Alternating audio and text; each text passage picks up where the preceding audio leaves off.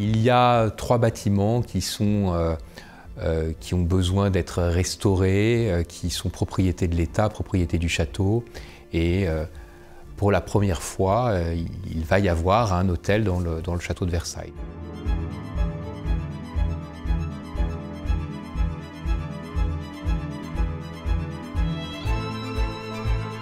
Déjà, juste la rénovation du lieu est magique, mais ça n'était que le début du projet. Il a pensé les costumes, il a pensé la scénographie, c'est-à-dire que c'est vraiment une expérience. Un séjour au Grand Contrôle est une scénographie en tant que telle.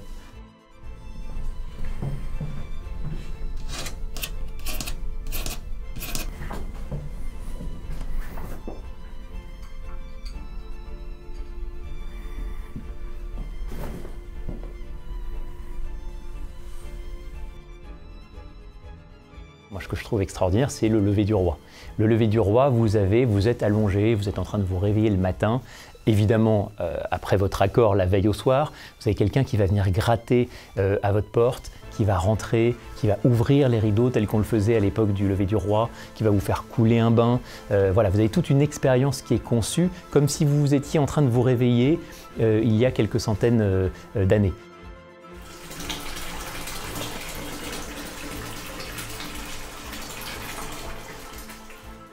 On sent que cet hôtel a été fait évidemment pour être un hôtel d'exception, mais aussi pour reprendre, retracer, refaire vivre l'histoire telle qu'elle existait à l'époque. Et tout a été soigné, fait, préparé pour respecter cette histoire.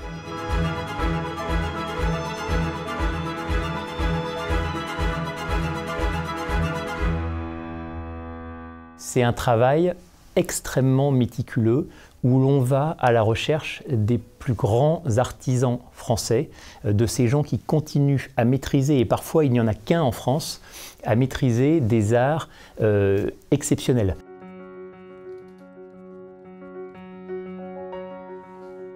C'est un grand privilège et un grand honneur. On est dans le monument le plus connu au monde. On se sent tout petit parce qu'il y a beaucoup de grands qui sont passés avant nous pour faire ce qu'il en est de Versailles. Donc tout d'un coup, on s'est senti avec des responsabilités énormes sur les épaules pour pouvoir restituer. Parce que ça a toujours été notre langage et c'est une des raisons pour lesquelles on a gagné le concours. On voulait restituer le bâtiment tel qu'il était au XVIIIe siècle.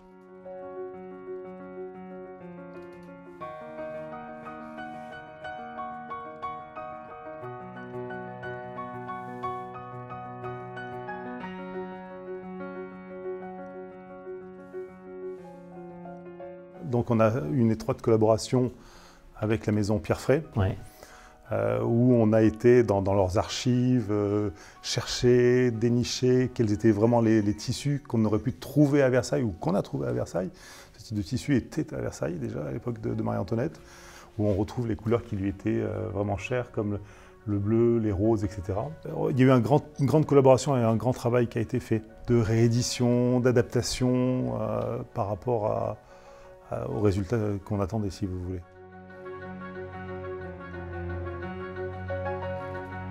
En cherchant dans les tissus, on a découvert un jupon du XVIIIe qui était un jupon donc, fait en tissu dont le fond avait été blanc avec une fleur noire et un tout petit peu de gris.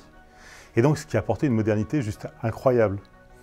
Et donc le pari qu'on a eu avec la maison Fray, c'était de repartir de ce dessin, de l'imprimer et d'en faire un tissu, et on en a fait donc une chambre.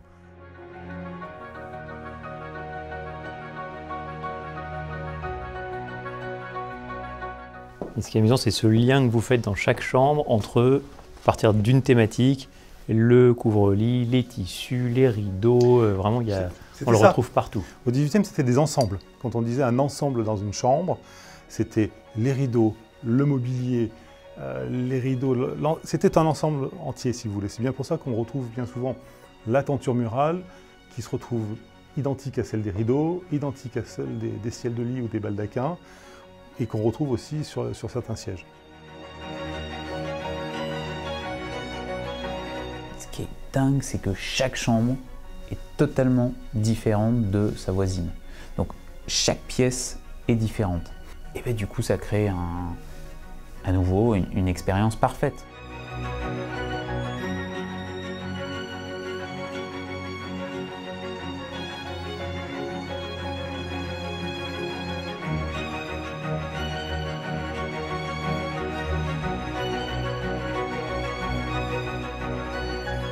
On s'est imaginé qu'un client ou une cliente se baignant avec la vue en étant directement dans l'orangerie, ça pourrait être un merveilleux souvenir et une très belle expérience.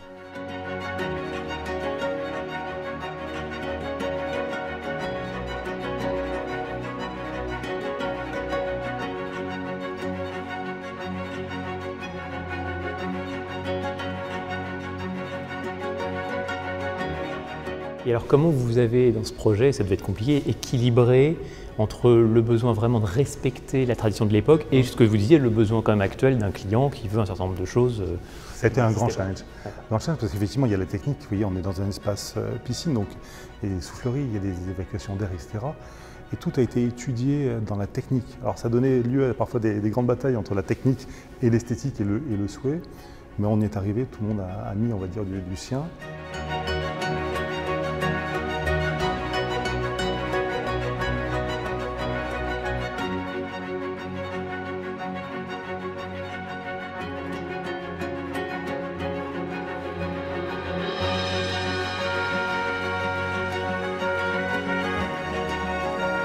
Le décor, on l'avait, la vue, la localisation absolument extraordinaire, nous l'avons. Et donc, c'était à nous de travailler avec ces éléments pour créer l'expérience. Et l'expérience, c'est pour nous de faire vivre Versailles véritablement aux clients, leur proposer de vraiment vivre peut-être comme un roi ou une reine aurait pu vivre Versailles.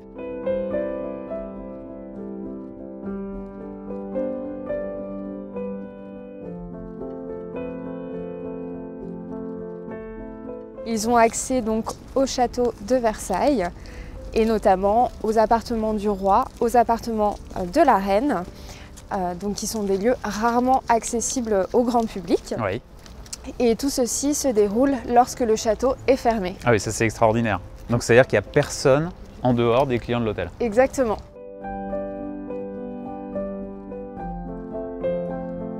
Donc les visites privilèges, notamment du château de Versailles, débutent en général lorsque le château est fermé.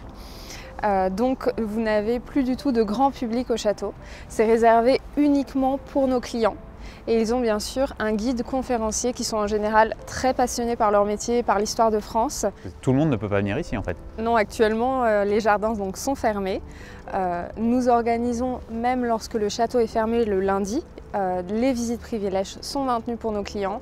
Ils peuvent avoir accès librement au jardin. Ce qui est incroyable. Et aux bosquets du château lorsque ces bosquets sont ouverts. Et en général, nos clients reviennent quand même très surpris de ce qu'ils ont pu apprendre et émerveillés également parce que le fait d'être seul dans la galerie des glaces le soir, comme un soir comme celui-ci, avec juste les chandeliers allumés, c'est vraiment unique.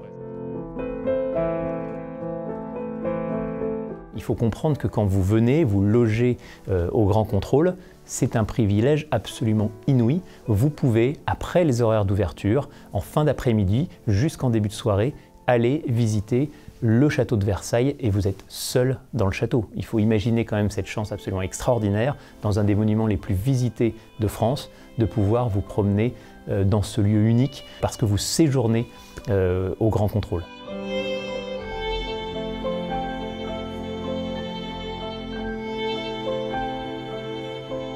À boire pour le roi.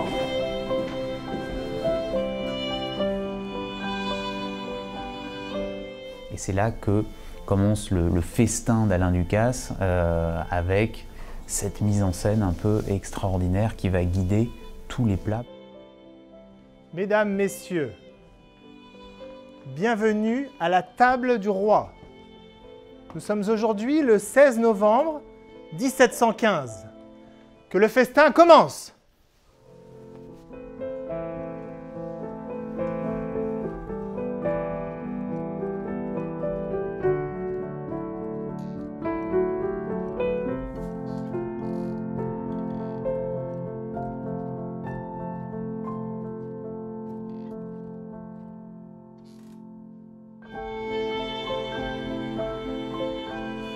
lors du dîner, vous n'avez pas une seule lumière allumée. Vous êtes entièrement à l'éclairage de la bougie. Et pour l'avoir vécu hier soir, c'est presque surprenant parce que vous avez finalement une luminosité qui est à la fois extrêmement chaleureuse, extrêmement tamisée, mais qui n'est pas du tout gênante, au contraire. Alors moi, j'aimerais bien que vous me parliez un petit peu de ce concept de restauration parce que ce que je trouve incroyable, c'est qu'en fait, c'est tout sauf un restaurant comme les autres. Oui, bien entendu. Nous l'avons pensé avec Monsieur Ducasse environ pendant 2 ans. Nous avons énormément recherché, lu, regardé ce qui se passe dans le château, etc. pour recréer une atmosphère comme à l'époque des rois.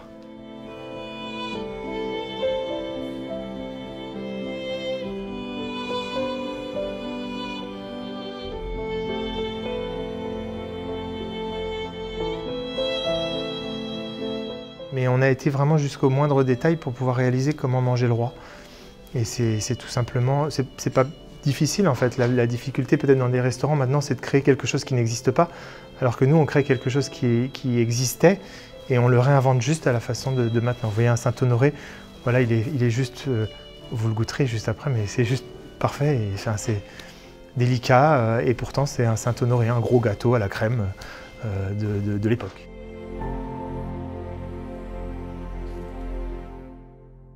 Il faut plus le voir à mon avis comme une pièce de théâtre, comme un show, plutôt que comme un repas habituel dans un restaurant.